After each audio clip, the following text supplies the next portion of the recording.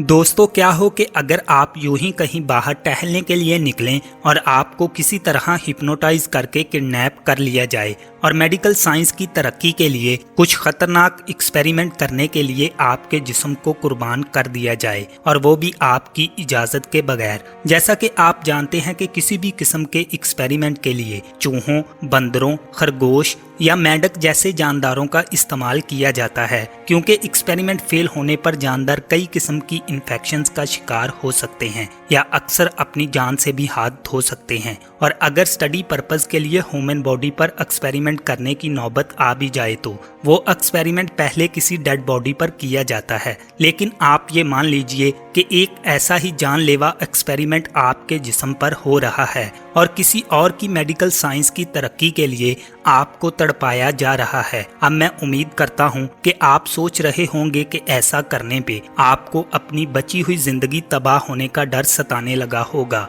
इसके बाद आप जिंदा बच भी सके तो। मगर दोस्तों, ऐसा सिर्फ फिल्मों या कहानियों में ही होता है। कुछ साल पहले ऐसे वाकयात के होने के कई सारे केसेस दर्ज किए जा चुके हैं और जिन इंसानों ने ये सब कुछ झेला उनके किस्से बेहद खतरनाक और डरावने हैं। क्या आप जानते हैं कि ये सब कुछ करवाने के पीछे किसका हाथ था? CIA। जी हाँ, सेंट्रल इंटेलिजेंस एजेंसी की निगरानी में ये खतरनाक एक्सपेरिमेंट पुरस्कार तरीके से किए जा रहे थे और इन एक्सपेरिमेंट के पीछे बहुत सी खुफिया बातें थीं जो सभी से छुपाई गई थीं। दोस्तों, अगर आप इन्हीं तमाम बातों के बारे में जानना चाहते हैं तो हमारी ये वीडियो पूरी देखिएगा। अब हम चलते हैं तारीख में कई साल पीछे। सेकेंड वर्ल्ड वार के बाद USA और रशिया दोनों ही वर्ल्ड की सुपर पावर बनना चाहते थे। 1950 में रशिया और चाइना के डर की वजह से USA की खुफिया एजेंसी CIA ने कनाडा के साथ मिलकर बेहद खुफिया तरीके से माइंड कंट्रोल एक्सपेरिमेंट शुरू किया।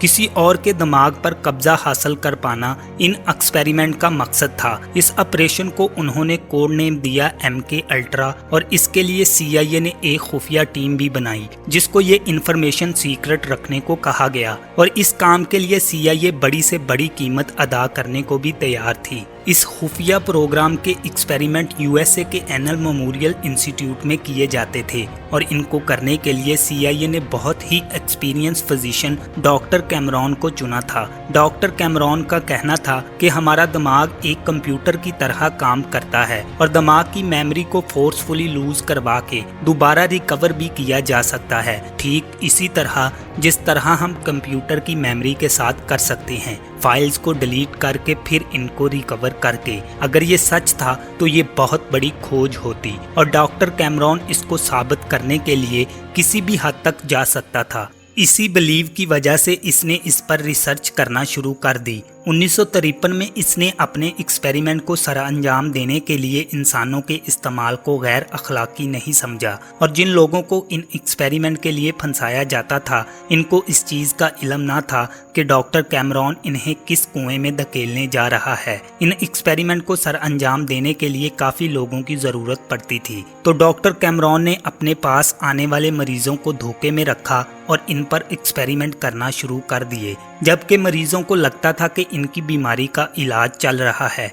CIA ने भी लोगों को बकरा बनाने के लिए एक प्लान बनाया और उन्होंने तवाइफों का सहारा लिया। तवाइफों ने LSD नाम का एक ड्रग अपने क्लाइंट्स को देना शुरू कर दिया। ये एक ऐसा ड्रग है जिसे लेने के बाद इंसान को हेलुसिनेशंस होने लगते हैं, यानी इंसान होश खोने लगता है और इसे ऐसी चीज़ें दिखाई देने लगती हैं और ऐसी आवाज़ें सुनाई देती हैं जो हकीकत में एग्जिस्ट ही नहीं करती। जब तवाइफों से काम करवाना CIA को अनसेफ लगने लगा तो CIA ने कुछ मैजिशियंस को हायर कर लिया जो कि अपने मैजिक के जरिए सीक्रेटली अपने टारगेट की ड्रिंक्स में LSD मिला दिया करते थे। किसी भी टारगेट पर्सन पर माइंड कंट्रोल एक्सपेरिमेंट 3 राउंड्स में किया जाता था। सबसे पहले किसी भी पेशेंट को ड्रग दिया जाता था ताकि इसके असर से वो हेलुसिनेट करने लगे और जब LSD अपना काम कर देता था तो फिर पेशेंट को नॉर्मल से भी ज्यादा हाई फ्रीक्वेंसी के इलेक्ट्रिक शॉक दिए जाते थे। और हैरानगी की बात तो ये है कि पेशेंट को पता भी नहीं चलता था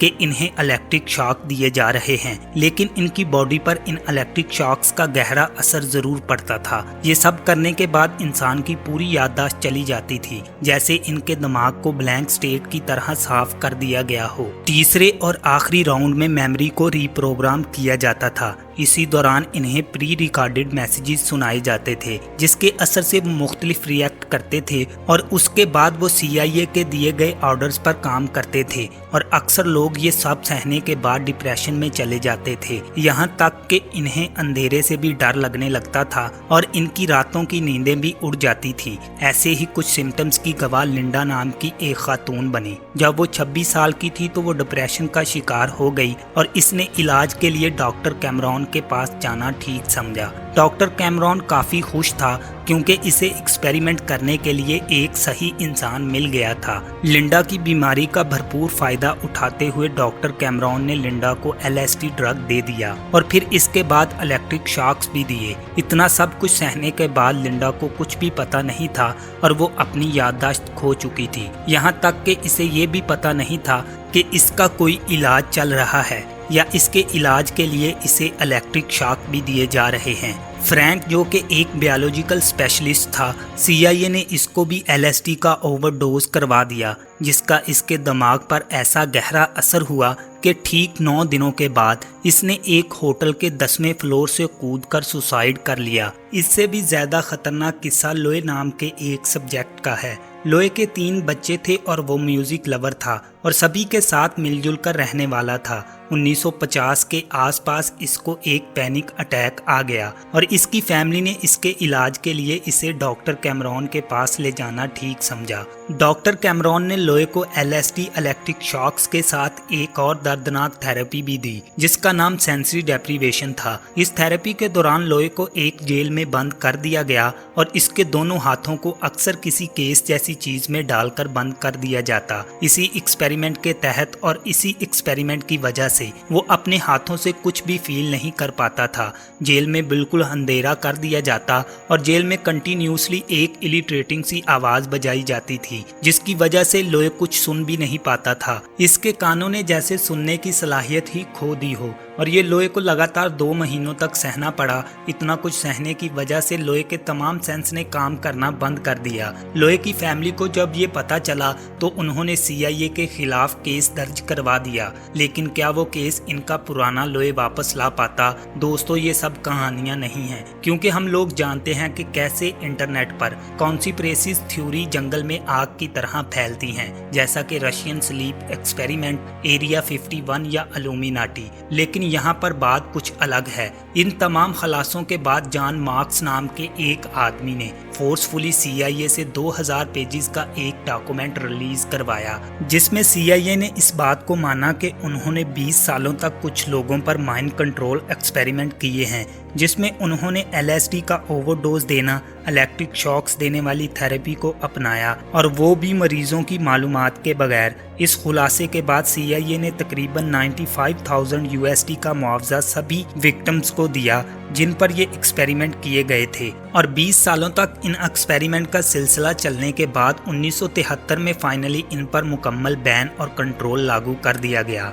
दोस्तों, साइंस सही या गलत नहीं समझती, क्योंकि ये एक रिजल्ट बेस्ड सब्जेक्ट है, लेकिन आप इंसान इस चीज़ की पहचान रखते हो और जो रास्ता आप अपनाते हो और जिस डायरेक्शन में चलते हो, इसका अंजाम भी वैसा ही होता है। ऐसी कामयाबी का क्या फ़ायदा जिसमें आप अपनी और दूसरों की जिंदगियों में मनफी असरात मुरतब करते हो। दूसरों को पागल बनाकर ऐसे मिशन को सर अंजाम देने वाले सक्सेस के भूखे साइंटिस्ट खुद अपने दिमाग से नॉर्मल रह पाते हैं? इसका जवाब मैं आपके सोचने पर छोड़ता हूँ।